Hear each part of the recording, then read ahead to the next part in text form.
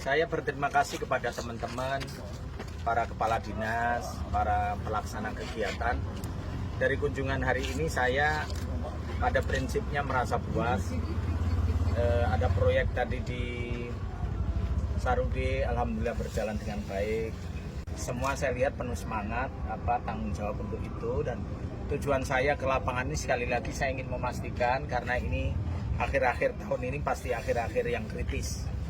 Ya, kalau tidak kita turun, jangan-jangan nanti ada pelambatan kerjaan, dan progresnya memang ketika turun lambat orang akan tambah ya trennya.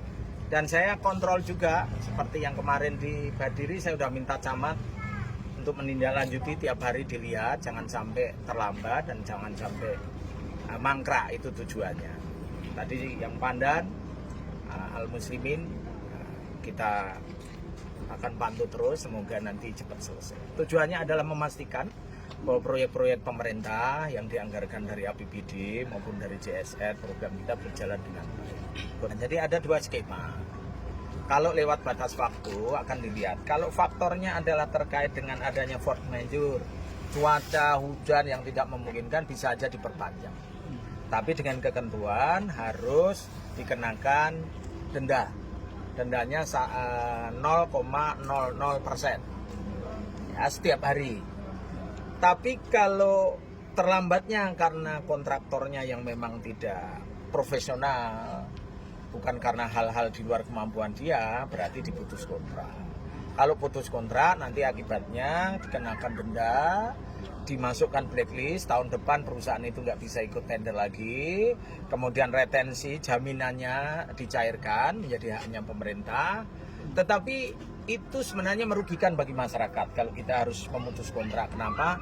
Bangunannya menjadi mangkrak, nggak bisa segera diselesaikan, meluncurkannya lagi misalnya untuk menyelesaikan, pasti mekanisme anggarannya tidak bisa langsung cepat, sehingga masyarakat tidak bisa menggunakan. Jadi harapan saya,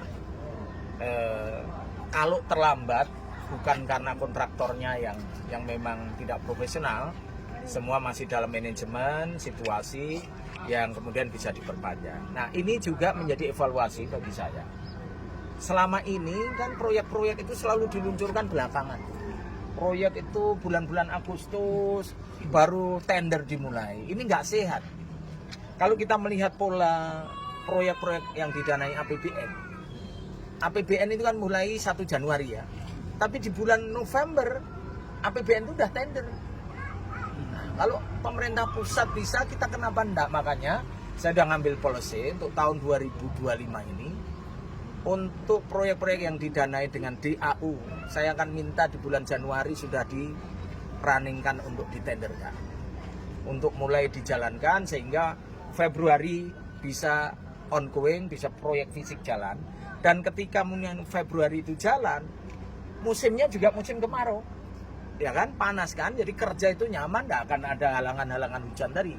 Sehingga misalnya nanti kontraknya katakanlah 3 bulan, bulan-bulan Juni sudah selesai, sudah bisa digunakan oleh masyarakat. Nah, keuntungannya di situ. Sama juga kebiasaan kita pengadaan barang modal, beli komputer, beli laptop di akhir-akhir tahun, beli obat untuk persediaan rumah sakit di akhir tahun. Ini salah ini. Namanya belanja modal itu di awal tahun, karena akan digunakan selama tahun anggaran berjalan. Gitu ya, kira-kira itu manajemen yang kita temukan yang akan kita rubah.